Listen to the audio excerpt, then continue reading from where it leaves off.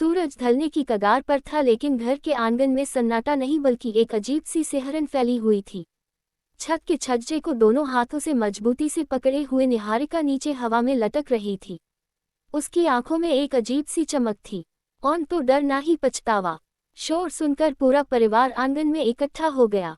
सबकी सांसें अटकी हुई थी। निहारिका की सास ने माथा पकड़ते हुए कहा, हे भगवान, इस निहारिका को अचानक क्या हो गया है? अभी कल तक तो ये चंगी भली थी।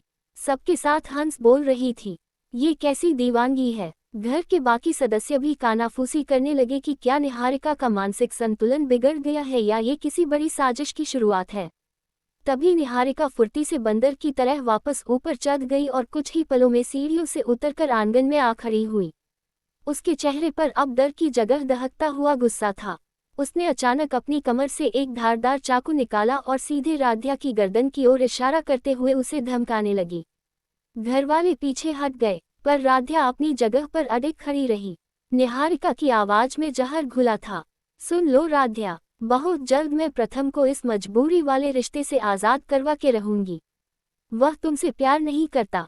ये शादी सिर्फ एक बोझ है उसके लिए, और यह मेरा ओपन चैलेंज है। तुम्हें रोक सको तो रोक लेना।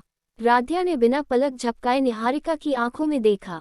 उसने अपने गले में बंधे मंगलसूत्र को छुआ और माथे के सिंदूर की ओर इशारा करते हुए शांत पर बुलंद आवाज में कहा, रिश्ते धमकियों से नहीं टूटते निहारिका, ये रिश्ता इस मंगलसूत्र और सिंदूर की ताकत से बंधा हुआ है।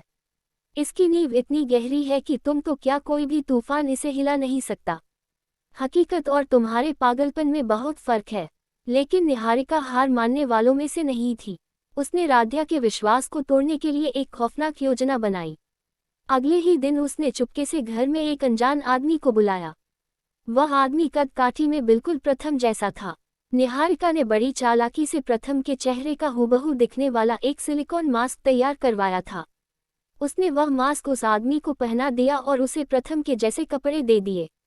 दोपहर के वक्त जब घर में रोशनी कम थी, निहारिका उस नकली प्रथम के साथ गार्डन के कोने में बैठकर हंस हंस कर बातें करने लगी।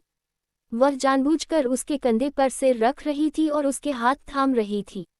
दूर खड़ी राध्या ने जब यह मंजर देखा तो उसके पैरों तले जमीन खिसक गई। उसे लगा कि प्रथम सच में निहारिका के साथ इतना करीब हो रहा है। राध्या का दिल टूट गया और उसका गुस्सा 7वें आसमान पर पहुंच गया। उसे अपनी आंखों पर यकीन नहीं हो रहा था कि जिस पति के लिए वह पूरी दुनिया से लड़ रही थी, वह निहारिका के साथ समय बिता रहा है।